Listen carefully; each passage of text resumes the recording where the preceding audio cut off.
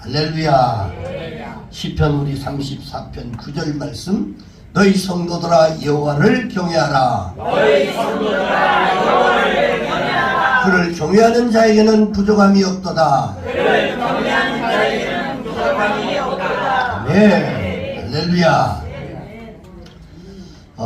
명절 추석 주간입니다.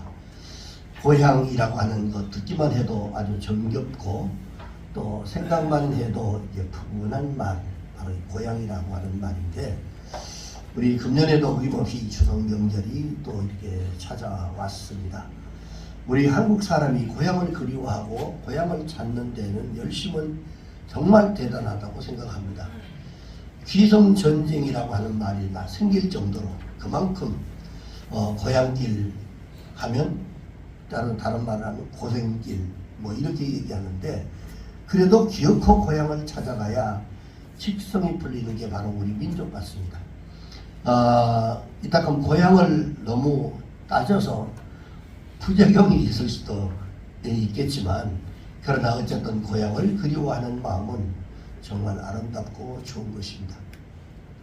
그래서 그런지 몰라도 얼른 우리가 생각해봐도 우리에게는 이 고향이라고 하는 노래가 유난히도 많이 있습니다.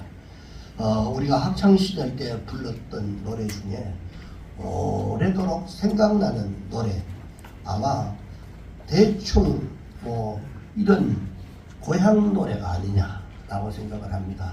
우리가 잘 아는 나에 살던 고향은 꽃피는 산골, 복숭아. 그렇지. 성환이만 다 외우는 것 같으네. 그냥 이거는 부르면 다 따라 할 줄 아는 이런 노래. 복숭아꽃, 살구꽃, 아기 신달래, 울긋불긋 꽃대골 차린 동네, 그 속에서 놀던 때가 그립습니다. 뭐 이런 노래. 아마 한 사람도 아마 안 불러본 사람이 없을 겁니다. 이게 고향의 봄이라고 하는 이 홍남파 작곡가가 이렇게 작곡한 겁니다. 이 모르는 분들은 없을 정도로 한국 사람이면 다 불렀던 이런 노래. 그뿐만 아니라 또 내 고향 남쪽 나라, 그 파란 물이 눈에 어리네, 뭐 많이 들어봤죠? 네. 꿈엔들 이리요 그 찬란한 고향 바다, 지금도 그 물새 나르리, 가고파라 가고파라 하면 단꽃이 나오죠. 가고파라고 하는 이 노래. 네. 이 이은상 씨 그리고 김동진 곡인데, 이 모두 다 한국의 신명들이 깊이 숨어있는 이런 노래들입니다. 자, 이렇게 그립고 좋은 고향이기에 모든 사람들이 이 고향을 찾아가는 것입니다. 특별히 흥미롭고 주목할 것이 있는데, 여러분 언제 우리가 고향 생각이 제일 많이 납니까? 명절 때가 제일 많이 납니다. 명절 때가 제일 많이 나고, 그리고 이때가 되면 더욱더 고향이 그리운 이러한 때가 바로 이 명절 때입니다. 특별히 시장민들 같은 경우는 뭐 더 할 나위도 없이 이 고향 생각을 많이 하고 굉장히 그리워하죠. 그리고 이 괴로울 때, 병들었을 때, 그리고 나이가 많아 이제 늙어졌을 때 고향이 더욱더 그리워지는 것이 여러분 우리의 정서입니다. 그리고 많은 사람들이 이 소원이 마지막에는, 내가 죽을 때는 종국에는 육신이 고향 땅에 묻혔으면 좋겠다, 뭐 이런 생각들을 거의 다가 사람들은 나이가 들면 생각하는 것 같습니다. 자, 이것은 유독 한국인만의 그 정서가 아니라 모든 인간에게는 공통된 귀소 본능이라고 하는 것을 우리가 알아야 됩니다. 그런데 여기서 우리가 꼭 기억해야 할 사실 한 가지가 있습니다. 그것이 바로 뭐냐면, 그것은 우리 인간에게 육신의 고향이 그렇게도 소중하지만, 그러나 그 이상으로 영혼의 고향이 대단히 소중하다고 하는 겁니다. 육신의 고향을 잃어버린 이 실향민의 안타까운 마음 그 이상으로 영혼의 고향을 여러분 잃어버린 영적 실향민들이 있습니다. 너무너무 불쌍한 영혼들이죠. 네. 하나님 앞에 예배드리고 하나님에게 마음을 두고, 그래서 오늘 본문에서 보니까 이렇게 했어요. 그때 보니까 이 20절에 나오미가 그들에게 이르되 나를 따르면 나오미라고 부르지 말라. 나를 말하라 부르라. 전능자가 나를 심히 괴롭게 했다. 그러면서 내가 풍족하게 나갔는데 거기에 있을 때는 살았을 때는 굉장히 잘 살고 있었습니다. 근데 조금 어려움이 왔지. 어려움이 맞다고 해서 재산을 다 정리해가지고 나갔더니 결국은 그 뒤에 뭐라고 했습니까? 하나님께서 내게 다 피어서 거지가 돼서 돌아오게 만들었다라고 얘기해요. 굉장히 우리가 중요하게 생각할 부분입니다. 우리가 하나님 안에 살아도 우리가 하나님을 떠나면 결국은 비어서 돌아오게 잘 사는 것 같지만 비워서 돌아오게 하는 이런 일이 생긴단 말이죠. 그러면 여러분은 우리 영혼의 고향이 과연 뭐냐? 이 성경은 두 가지로 얘기를 합니다. 영혼의 고향은 첫째가 바로 하나님의 품, 그리고 또 하나는 장차 내가 돌아가야 할 하나님의 나라. 이 두 가지를 성경은 얘기하는데 전도서 12장 7절에 보니까요, 흙은 여전히 땅으로 돌아가고, 지난주 금요일에 제가 그런 말씀을 드린 것 같습니다. 사람이 우리 목사님들하고 얘기하다 보니까 100년, 150년, 200년 지나가니까 그때 보니까 관을 열어가지고 저걸 해보니까 뼈도 하나도 없이 흙만 이렇게 종종종종 이렇게 사람 모양으로 흙만 이렇게 남아있더라. 라고. 아무것도 없습니다.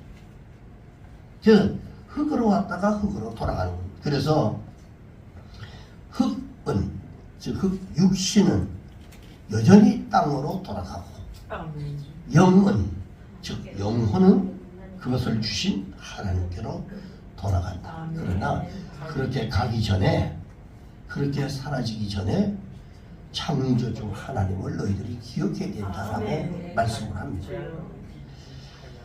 그리고 히브리서 11장 13절에서 16절에 보니까 우리 다 같이 한번 읽어볼까요? 시작! 이 사람들은 다 믿음을 따라 죽었으며 약속을 받지 못하였으되 그들은 멀리서 보고 환영하며 또 땅에서는 외국인과 나그네 임을 증언하였으니 그들이 이같이 말하는 것은 자기들이 고향을 찾는 자림을 나타내니라. 그들이 나온 바 고향을 생각하였다면 돌아갈 기회가 있었으려니와 그들이 이제는 더 나은 고향을 사모하니 곧 하늘에 있는 것이라. 육신의 고향을 떠나와서 왜냐하면 초지만 바라보고 이들이 다니기 때문에 갔던 곳을 다시 안 가고, 그리고 쭉 다니다 보면 어느 곳에 정착하는지 모릅니다.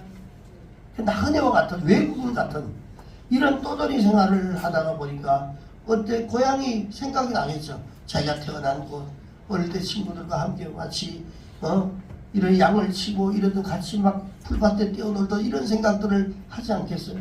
근데 여기 초지로 돌아다니다 보니까 이제는 그 고향도 멀어지고 다시 돌아갈 수 있는 그런 것들이 아니고, 그래서 멀리서 그것만은 생각하는데 결국은 이들이 이렇게 하는 것은 뭐냐? 라고 하는 것은 자기들이 본향을 찾는 자임을 나타냅니다. 본향. 고향이라고 하지 않고 본향이라고 얘기합니다. 본래의 고향. 자, 그들이 나온 바 본향을 생각을 했다면, 내가 하나님의 영원한 나라, 그 하나님의 나라, 하나님의 꿈, 그것을 생각하고 있었다면 반드시 돌아갈 기회가 있었지만 이들은 그런 것들을 다 잊어버리고 그냥 자신들의 살아왔던 고향들만 쫓아다니면서 생각을 했다.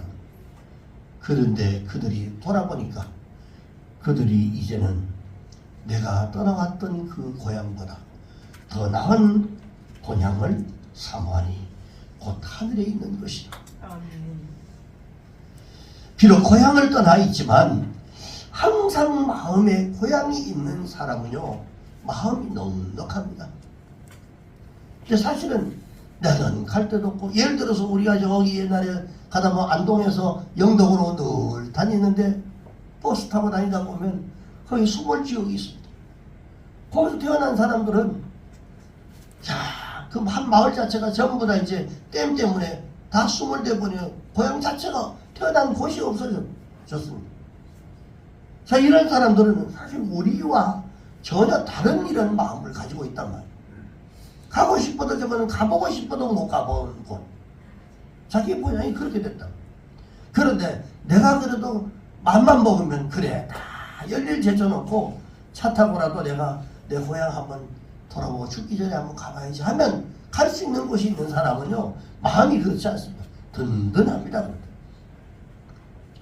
마찬가지로 하늘나라가 멀고 우리 눈에 보이지는 않지만 그러나 항상 하늘나라를 마음에 품고 사는 사람, 그리고 하나님이 비록 눈에 확연하게 보이지는 않지만 하나님을 마음에 모시고 사는 사람은 그 영혼에 풍성함이 있는 행복한 사람이라는 겁니다. 여러분, 세상 것 많이 담아도 어느 때 되면 또 갈증하고 또 갈증하지만 영혼의 세계 하나님의 나라를 마음에 품고 사는 사람은요, 비록 내 환경과 조건이 좋지 않아도 내 마음은 풍요롭고 평안한 줄 믿습니다. 전 여러분들이 정말 물질보다도 훨씬 더 강력하게 나를 평화롭게 만들어주는 이 평안을 주시는 하나님의 나라를 소망하는 여러분 되시길 주의 이름으로 축원합니다. 신앙이라고 하는 것이 바로 이런 것이죠. 신앙이 뭡니까? 특별히 하늘나라를 영혼의 고향으로 삼고 사는 것, 이것이 신앙입니다. 사랑하는 여러분, 오늘 이 시간 각자 내 영혼의 고향에 대해서 한번 생각해 보시기 바랍니다. 과연 나에게는 진정으로 그리워하는 푸근한 나를 지탱해주고 나의 마음을 평안하게 만들어주는 영혼의 고향은 과연 있는지를 잘 생각해 보셔야 됩니다. 내가 장차 돌아갈 영혼의 고향이 있는가 돌아보는 그런 시간이 되기를 주의 이름으로 축복합니다. 오늘 이 본문의 말씀은 우리에게 고향을 잃었다가 다시 고향을 되찾은 사람의 이야기가 오늘 우리가 읽었던 내용의 기억입니다. 바로 나오미라고 하는 사람입니다. 나오미. 근데 이 사람을 통해서 영혼의 고향이 얼마나 소중한지를 여러분 우리에게 발견하시고 그리고 복된 인생을 살아가시기를 주의 이름으로 축원합니다. 고향을 등진 나오미 가족의 이야기들을 우리가 돌아보면 사사시대입니다. 이 사사시대에 베들레헴이라고 하는 곳에 엘리멜렉이라고 하는 사람이 살았습니다. 그는 이 성읍에 굉장히 유지였습니다. 넉넉하게 유지였기 때문에 사람들이 다 알아볼 만큼 그만큼 유지였습니다. 뭐 우리도 시골에 고향에 가면 뭐 조그마한 이런 그 집이 있어도 그래도 그 동네 유지들은 그 지역의 사람들이 다 저 집 누구 집 사람, 누구 집 사람, 누구 집 아들, 뭐 누구 집 딸이다 다 알고 있거든요. 자, 그런데 여기에서 보면 이 엘리멜렉이라고 하는 사람이 성읍의 유지로서 여기 우리가 읽었던 19절에 보니까요, 이에 두 사람이 베들레헴까지 갔더라. 베들레헴에 이를 때에 온 성읍이 그로 말미암아 떠들며 이르기를 이가 바로 나오미냐 하는지라. 자, 이것은 결국은 그들이 그 나오미에 떠났던 사람을 알고 있었다는 얘기죠. 그 지역의 유지였기 때문에 넉넉한 사람이었습니다. 그런데 마침 그곳에 흉년이 들었습니다. 흉년이 들어서 이스라엘에게 이 흉년이라고 하는 것은요, 이 자연재해 그 이상의 의미가 있습니다. 그것은 바로 뭐냐면 하나님의 징계였습니다. 당시에 이 사사시대 사람들이 하나님을 거역하고 그리고 다른 신을 섬기고 제멋대로 살던 이런 영적인 이런 이 도덕적 암흑기 시대에 살고 있었습니다. 그러니까 하나님이 이 비를 내리지 않고 그런 흉년을 줘버립니다. 그래서 하나님은 때때로 이 경종을 울리기 위해서 자연재해나 전쟁을 통해서 결국은 징계를 하시는 경우가 종종 있는데, 자, 이런 경우에는 징계를 피하기보다는 하나님 앞에 자신을 회개하고 그리고 돌이키면 그 문제가 해결된다는 것, 우리의 영적인 답입니다. 여러분 기억하시기 바랍니다. 매우 중요한 영적인 원리입니다. 어렵고 힘든 상황이 있으면 그저 우리가 해야 할 것 아무것도 없습니다. 하나님 앞에 엎드려 기도하는 겁니다. 아멘. 그러면 하나님이 감동하시면 하나님 그 문제를 해결해 주실 수밖에 없습니다. 자, 그런데 이 사람은 이 아내 나오미와 두 아들을 데리고 모압 땅으로 이민을 갑니다. 너무 힘들고 어려우니까 가지고 있는 재산 유지였기 때문에 가지고 있었던 것도 많이 있어요. 다 가지고 떠났어요. 그런데 이러한 영적인 이런 것들을 우리가 바라보면 이민 자체가 절대로 나쁜 게 아닙니다. 다른데 갔다는 게 나쁜 게 아니라 바로 하나님을 멀리 떠난 게 문제였다라고 하는 겁니다. 고난을 우리가 당해도 하나님 앞에서 우리가 당해야 하는데 하나님을 우리가 멀리 떠난 게 여러분 문제였다는 겁니다. 우리가 스스로 잘 살아갈 수 있는 것처럼 생각을 해도요 절대로 그렇지 않습니다. 내가 좀 뭐 넉넉하고 뭐 이 정도면 뭐 하나님 없이도 내가 살아갈 수 있을 것 같은 이런 생각을 가지고 있어도요 그렇지 않습니다. 결국은 이런 마음 때문에 고향을 등졌습니다. 그리고 구약 성경에 보니까 이스라엘 가나안 땅은요 특별한 의미가 있습니다. 이것은 약속의 땅이었습니다. 그곳에 힘들든지 어렵든지 약속의 땅입니다. 그래서 그 땅에 머물고 그 땅을 지키는 것은 곧 하나님에 대한 자신의 신앙을 지키는 그런 것이기 때문에 이것을 우리가 떠난다는 것은 잘못된 것이다 라고 얘기하는 겁니다. 자, 그 땅을 떠나는 것은 종종 하나님을 멀리하고 떠나는 이런 불신앙을 우리에게 가르쳐 줍니다. 여기에서 더욱더 이 모압 땅으로 갔다라고 하는 것은 거기에 가서 이방 며느리를 봤어요. 두 아들이 있었고 그리고 이 아버지와 이 엘리멜렉과 그리고 나오미 이 두 부가 두 아들을 데리고 함께 같이 떠났는데 며느리를 봐야 되는데 이제 거기 가서 이방 여인의 며느리를 두 사람을 봤습니다. 왜 하나님이 이방 결혼을 금하는 이유가 뭐냐면요 전적으로 여러분 신앙 때문입니다. 신앙 절대로 섞이지 않게 하기 위해서 이것을 특별히 금지를 했는데 결국은 이렇게 볼 때 이 엘리멜렉과 이 나오미가 고향을 떠난 것은요 단순한 이민이 아니라 바로 세상을 사랑해서 하나님을 배반한 것이고 신앙의 변질을 여기서 의미하는 것입니다. 타향에서 이렇게 살아가다 보니까 결국은 하나님으로부터 징계를 받게 되는데 모압 땅에 간 지 얼마 되지 않아서 남편 엘리멜렉이 죽게 됩니다. 그리고는 설상가상으로 두 아들도 연달아 죽음을 맞이합니다. 결국은 이 나오미라고 하는 이 한 사람하고 그리고 두 자부만 남편과 여자들만 셋이 남아 있었는데 그때 한 사부에게 나 이제는 남편도 없고 이러니 너는 떠나서 네가 살 길을 찾아 네가 하라 했더니 한 사람은 가고 여기 보면 룻이라고 하는 이 여인은 아닙니다. 어머니가 섬기는 그 하나님 나도 섬기고 아멘. 어머니가 가는 곳에 나는 끝까지 가겠습니다 해서 결국은 이 나오미와 이 그 룻만 남았습니다. 10년 만에 완전히 파산됐습니다. 많이 가지고 왔던 재산들 다 없애버리고 가족도 다 잃어버리고 있던 재산 다 잃어버린 이런 꼴이 되고 맞습니다. 하나님을 떠난 인생의 모습입니다. 자기 혼자 잘 살아갈 것 같지만 결국은 영적 파산이 찾아올 수밖에 없다라고 하는 사실을 우리에게 가르쳐 줍니다. 인간은 아무리 여러분 큰 소리를 치다 해도 하나님을 떠나서는 제대로 살 수가 없습니다. 영적인 타향살이에는요 뭔가 문제가 생기게 되어 있습니다. 그래서 전국에는 결국은 어렵고 힘든 멸망의 길이 될 수밖에 없는데 환난을 당했던 이 나오미 가족의 이야기는 이런 사실을 우리에게 잘 말해주고 있는 것입니다. 결국은 견디다 못해서 그래 돌아가자 내가 살던 고향에 돌아가자 라고 하는 생각을 갖게 됩니다. 나오면 다행히 환난을 당한 이후에 그동안 잊어버렸던 하나님을 다시 기억을 하게 되고 그리고 고향을 기억해 됐습니다. 마침 고향 소식을 들었는데 6절에 보니까 뭐라고 하냐면 우리가 읽지는 않았지만 6절에 보니까 이렇게 말합니다. 그 여인이 모압 지방에서 여호와께서 자기 백성을 돌보시다 그들에게 양식을 주셨다 함을 듣고 이에 두 며느리와 함께 일어나 모압 지방에 돌아오려고 했다라고 하는 그 고향의 소식을 듣습니다. 그곳에 흉년이 그치고 이제는 풍년이 왔다라고 하는 이 소식을 듣게 됩니다.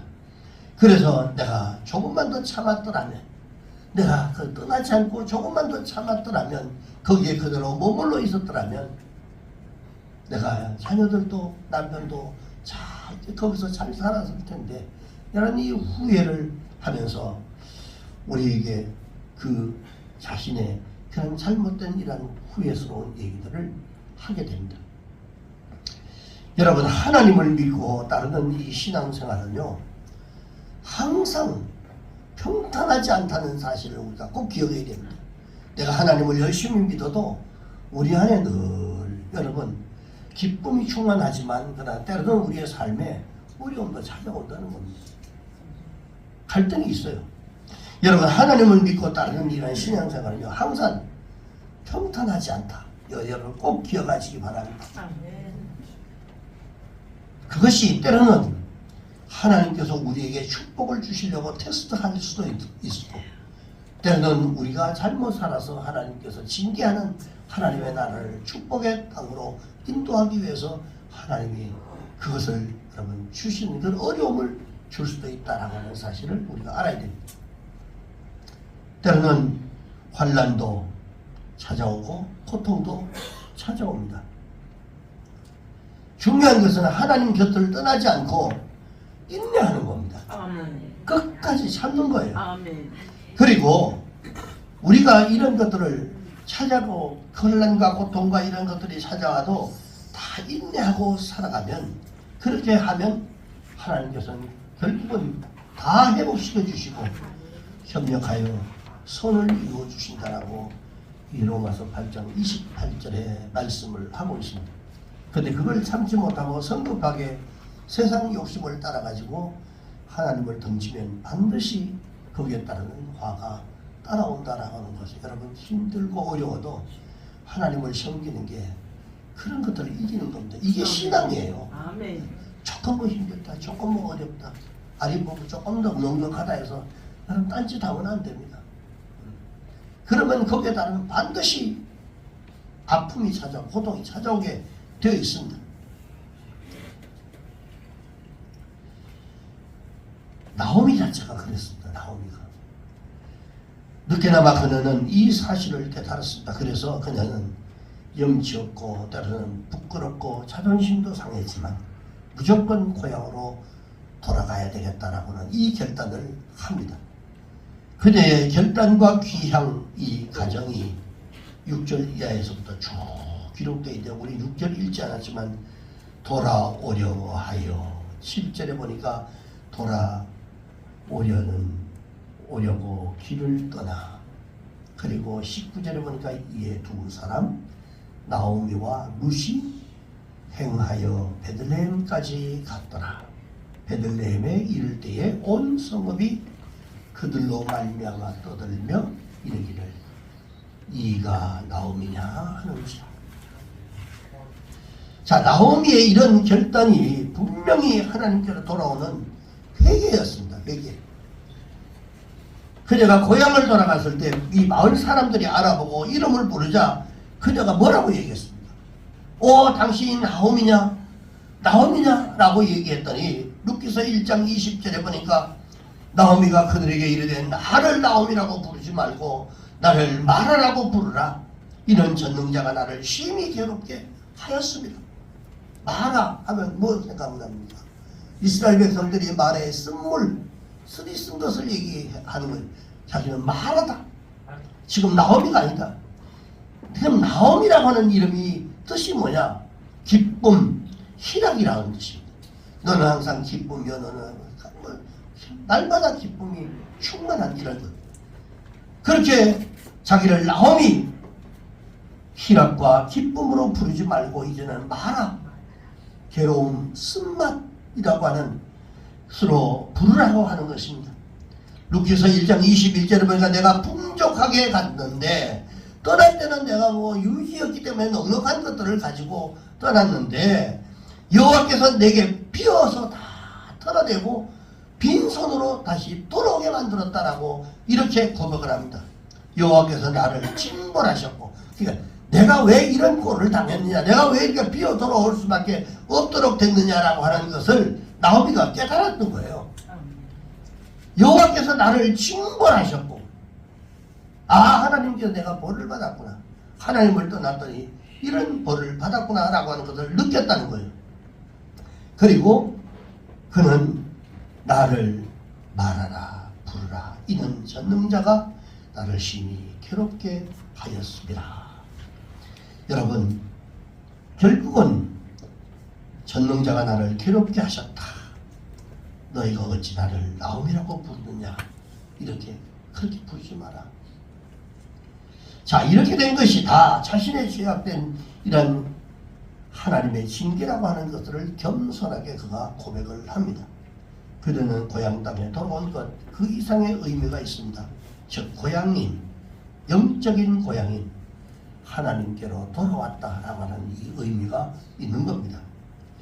나오미가 고향에 돌아오자 하나님은 그를 위해서 모든 것을 다 준비해놨어요.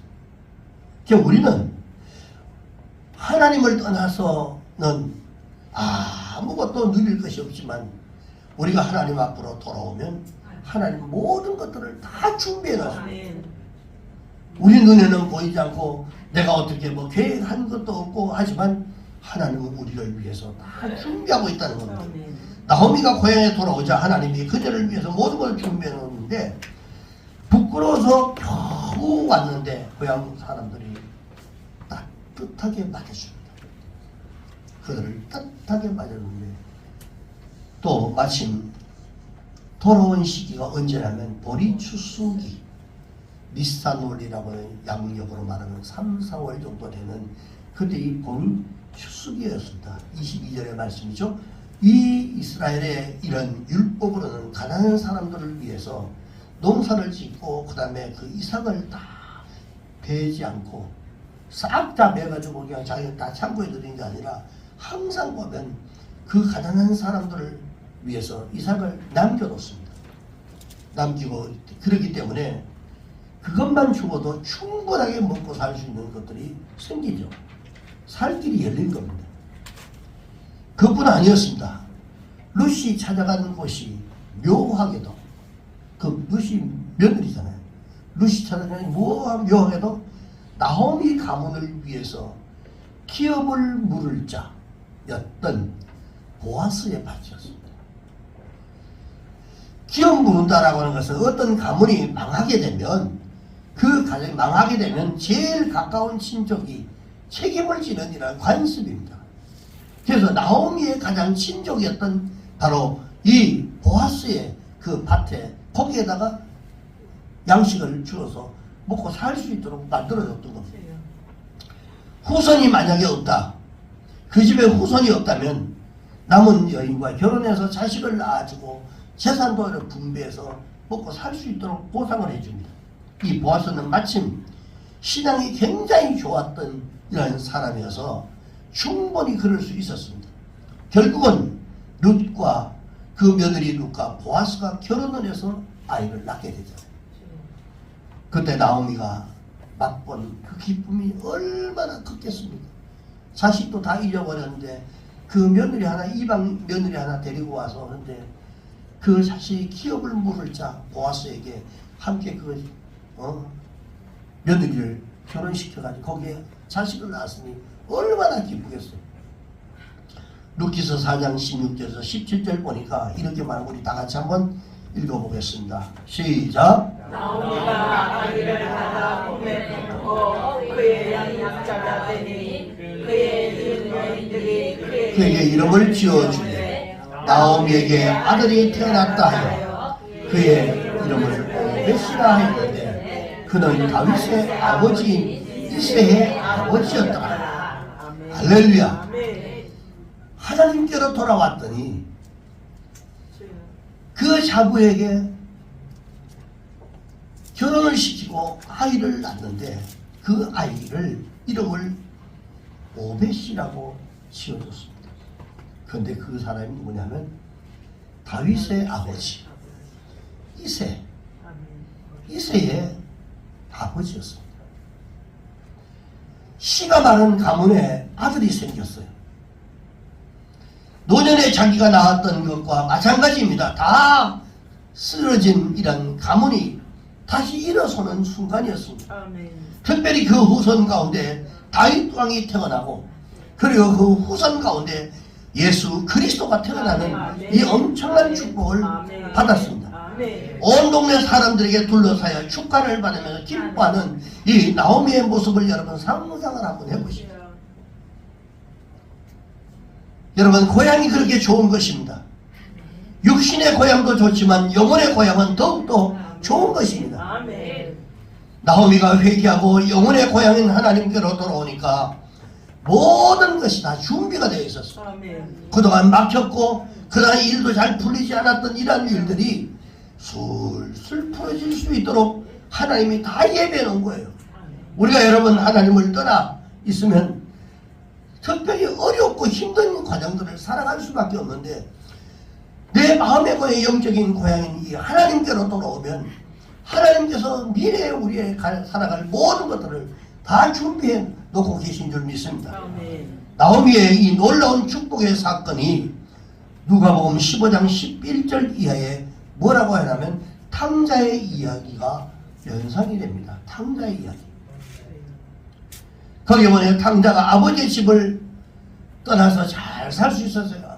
아버지 어차피 우리 두 형제밖에 없는데 아버지 돌아가시면 내게 이렇게 분깃을 내 몫을 근데 미리 좀 주십시오.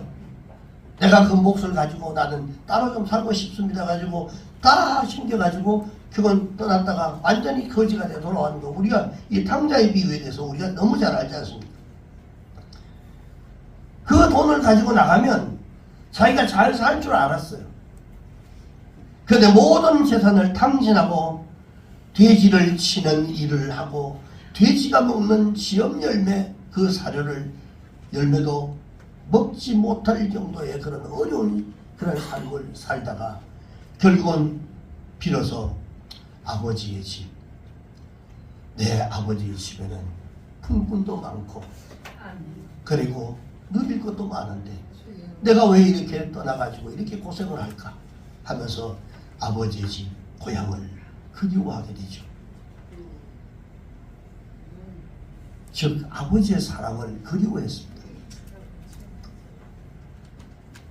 회개하고 돌아갑니다. 여러분 그때 아버지가 어떻게 그에게 그 탕자 돌아왔던 그 자녀에게 어떻게 합니까?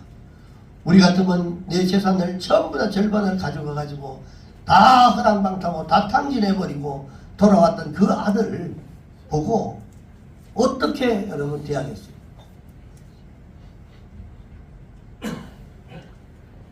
동구밭에 매일 나가가 기다리던 이 아버지가 멀리서 걸어오는 거지 같은 꼴을 하고 돌아오는 그 아들을 바라보고 아 즉각적으로 저건 내 아들이구나 하라는 것은 행색이 정말 볼품없는 이런 누가 봐도 누구를 알아볼 수 없을 정도로 우리로 말하면 뭐 수염도 이만큼 났겠고 마터부리하고 그냥 그 거지같이 돼지 먹는 그런 사료조차도 먹지 못하고 살아왔던 사람들 장거리를 걸어서 왔을 때 그 이 행색이 어떻겠어요? 근데 아버지는 그 기다리고 있던 그 자식을 기다리고 있던 그 아버지는 멀리서 바라봤지만 그건 저건 내 아들이구나 라는 걸 직감적으로 알고 그는 달려가서 얼싸안고 입을 맞춰줍니다.